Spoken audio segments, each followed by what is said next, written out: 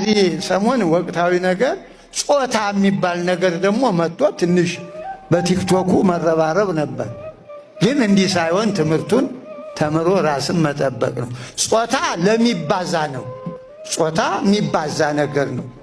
ሴትና ወንድ ማለት ብዙ ተባዙ ያለ እሱ ነው እና ይሄ ዝም ብሎ ሳያውቁ ኢመርጀንሲ ነገር ነው እንጂ እንኳን በተማረ ባመነ ሰው አይባልም እንደዚህ።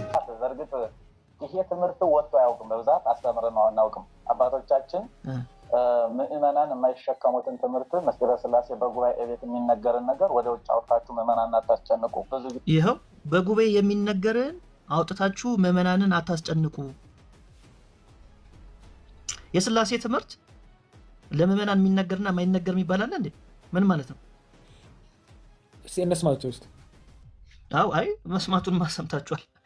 ማዳመጥን ያልቻላችሁት እሱን ነው ፖዝ እያደረኩ ማሰማችሁ ሀሳባቸው እንድትይዙት ማለት ነው። ኦልሞስት በጣም ብዙ ሺህ ሰው አይተወጣል። 50 ሺህ ሰው በላይ ካልተሳሳትኩ። አሁን ፖይንቱ እንድትይዙልኝ ነው የምፈልገው። መጽሐፍ ዘርግቶ የሚያስተምሩት ትምህርትና ለምእመናን የሚነገረው ትምህርት ሁለቱ ይለያያል።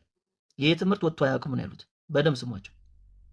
ይሄ ትምህርት ወጥቶ አያውቅም። በብዛት አስተምረን አናውቅም። አባቶቻችን ምእመናን የማይሸከሙትን ትምህርት ምስጢረ ሥላሴ በጉባኤ ቤት የሚነገርን ነገር ወደ ውጭ አውጥታችሁ ምእመናን አታስጨንቁ። ብዙ ጊዜ ደክመው መርምረው አያገኙትምና ይደናገራሉ ምእመናን። እንደዚህ አይነት ምስጢረ ሥላሴ ምስጢረ ሥጋዌን ብዙ ባታወጡ ይላሉ አባቶቻችን። ምስጢረ ሥላሴ ሥጋዌን እንዳትወጡ ወደ ውጭ አንዳንዱን ማለት ነው። አሁን ሥጋዌ እንዴት ነው ማናስተምረው? ለሰው የሚማርና የማይማር የሚባል ነገር አለ እንዴ? የለም፣ በጭራሽ የለም። ስለዚህ በጉባኤ ቤት የሚማሩት ትምህርትና አውደ ምሕረት ላይ ሲመጡ የሚናገሩት ትምህርት ይለያያል። እሳቸው ምን አሉ? ሳት ብሎኝ ነው፣ አዳልጦኝ ነው፣ ሰክሬ ነው በሚስጥር እዛ ቦታ ላይ የተናገርኩት። ይህን የተናገሩት እንግዲህ አራታይ ነው፣ ከራሳቸው ያመጡት አይደለም። ሳት ብሏቸው እስከዛ የተማሩት ትምህርት ሳት ብሏቸዋል። እና ያን ሰዓት አንድ መምህር ለሥላሴ ሴትም ወንድም አይባሉም እያለ ሲያስተምር አንድ ወጣት ሰማሁ። እግዚአብሔር ጾታ የለውም። ይሄ ማለት ነው። ይህ ናቸው የተናገሩት።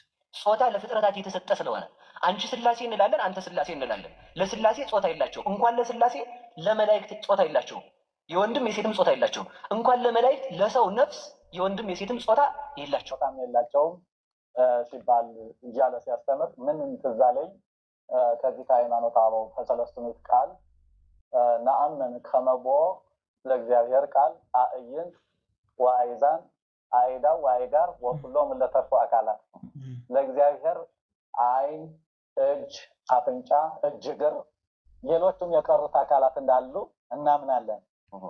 ያው የቀሩት ሌሎች አካላት እንዳሉት እናምናለን። ይህን የተናገረው ማን ነው? ሃይማኖተ አበው ጠቅሷል። ይኸው ላሳያችሁ። ሃይማኖተ አበው ለእግዚአብሔር አይኖች፣ ጆሮች እንዳሉት መጽሐፍት የተናገሩት የቀሩትም እንዳሉት ለእግዚአብሔር የተነገረው ሁሉ የታመነ እውነተኛ እንደሆነ እናምናለን። የቀሩት የተባሉት ምንድን ናቸው? ከዓይንና ከጆሮ የቀሩት የተባሉት። ስለዚህ የቀሩት ከሚባሉት ውስጥ አንዱ ምንድን ነው? ጾታ ነው። እሱን ነው የተናገሩት እሳቸው። ይኸው ነገር ግን ይመረመራል ቢሉ ነገር ግን አይመረመርም ረቂቅ ነው ይላል። አለ ግን አይመረመርም። ይሄን ወኩሎም ለተርፎ አካላት የቀሩትም አካላት አሉት የሚለው አንዱ ገጸ ንባብ ሆኖ ሳለ ሌላው ምን ትዝ አለኝ። መጽሐፈ ሚላድ የሚባል መጽሐፍ አለ። እሱ ያልተመረመረ መጽሐፍ ነው። እውነት ለመናገር ያልተመረመረ መጽሐፍ ነው። እሱ ጠቅላላ በቃ በእኛ አካል ያለው ሁሉ እንዳለው ቁጭ አድርጎ የሚናገር መጽሐፍ ነውና ይኸው መጽሐፈ ሚላድ ደግሞ ለእኛ ያለው ሁሉ እንዳለው ተደርጎ ተነግሯል አለ። ታዲያ መጽሐፉን ይቅርታ መጠየቅ ያለበት እሳቸው አይደሉም። እሳቸው አይደለም። እኛ አባት እነዚህን ነው ዋቢ አድርገው ለኦርቶዶክሳውያን ያስተማሯቸው ማለት ነው። ያስተማሯቸው አያችሁ። እና ሥላሴ ላይ በጉባኤ ቤት የሚማሩትና አውደ ምሕረት ላይ የሚናገሩት የተለያየ ነው፣ እንዳትናገሩ እንባል ነበር አሉ።